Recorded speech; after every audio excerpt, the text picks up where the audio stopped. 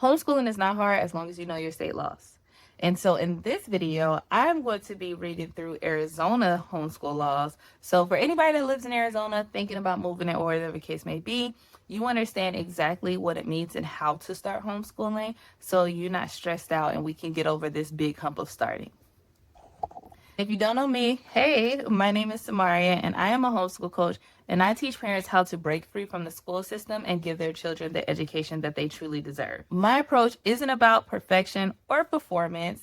I truly teach and help parents, equip parents on how to guide your child and how to navigate them through this homeschooling journey so they can become the best version of themselves. I am reading Arizona State Homeschool Laws from hslda.org. I have my computer pulled up here, so I will be looking down on my computer as I read it off, but I'm also going to explain it in simple terms so that you understand it. You're not like confused by some of the language here. So for starters, there's one option to homeschool in Arizona, and the school required ages are from ages 6 through 16. So if you're thinking about homeschooling a child that's 5 and under, you don't have to worry about these homeschool laws at all. You don't have to abide by them if you don't want to, if you choose not to. But once they become age 6 and up, then that's something where that's when you really want to make sure that you're following these rules based off of what it says. So first things first, you have to file an affidavit of intent. The parent or guardian must file a one-time affidavit of intent to homeschool with the county school superintendent within 30 days after beginning to homeschool in the county. So what that means is once you decide to homeschool, not decide, but once you start, within 30 days, you have to file that form with the county school superintendent. That form must include the child's name, their date of birth, the address of the school the child is currently attending. If it's your home, then that's your home, as well as the names, telephone numbers, and addresses of the persons who currently have custody of the child. So in a form of affidavit of intent is available to HSLDA members below. Honestly, you can just Google one, or you can do one in like Canva, or you can just do a Word document providing the information below. And so as long as you do that, that's the first step. Then they want you to provide a copy of the child's birth certificate. That's interesting. I've never seen this before, but that's interesting. It says the parent or person with custody must provide a certified copy, a photocopy of the original is sufficient if the copy is notarized, of the child's birth certificate. If you cannot obtain a certified copy of your child's birth certificate, you can submit other proof of the child's identity and age along with an affidavit explaining inability to provide a copy of the birth certificate. Now, the next thing is teach the required subjects. So it says you must include reading, grammar, math, social studies, and science in your homeschool curriculum. This is actually pretty standard across most states that require for you to teach certain subjects. So that's that. And if you're like, well, I ain't a teacher, what am I going to do? There are hundreds, thousands of homeschool curriculums and programs out there available for you. And if you watch to the end of this video, I have an offer for you on how you can actually find a curriculum that is personalized to you, matches exactly your needs, your child needs, so you ain't got to figure out teaching your child or anything like that. Most of the times the curriculums will do that for you.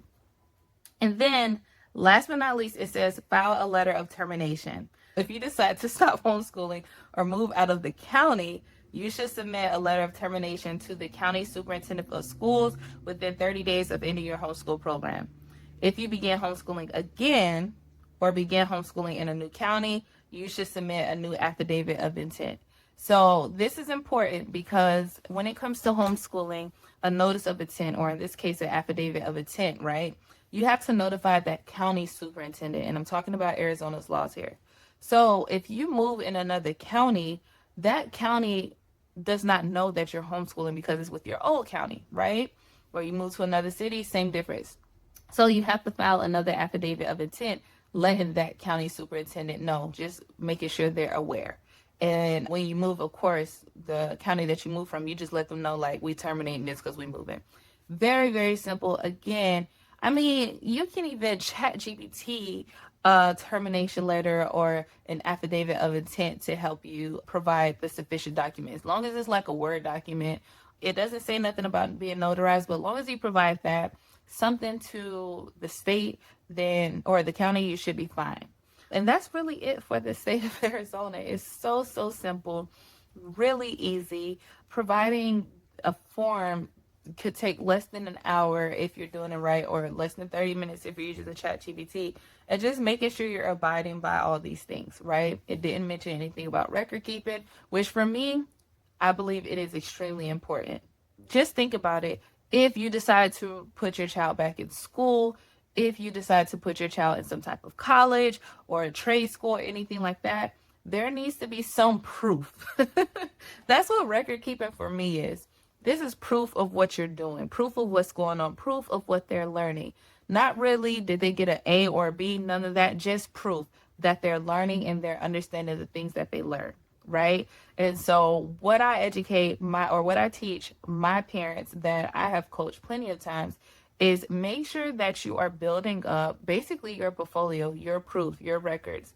You can do it quarterly, however you want. You can utilize homeschool planners. You can create your own binder to do that, which we'll do in another video, another day or another time. But I really want to stress this because in this case, and in many states, homeschooling, most states are low notice or no notice. And sometimes they don't require those things, but just because the state doesn't require it doesn't mean that it is not important or that you don't need that, right? And so that's just what I teach, what I do when it comes to homeschooling. Yes, I'm a homeschool mom and a coach myself, so I just want to throw that out there for anybody's watching. And so let me know how you feeling in the comments. Are you like, you know what? Arizona is cool when it comes to homeschool laws. I can do this. This is so simple. It's only one option. What they need me to do is very easy, very doable. Let me know in the comments how you feeling. Do you feel relieved? Do you feel good? I'm doing this whole series going through all the United States and their homeschool state laws and reading it in layman's terms, making it so simple so that you understand that you can do this. And to be honest, this is just the first step. So you just got the first step in what? Now we have to move on to curriculum options, right? That is the natural, normal next step.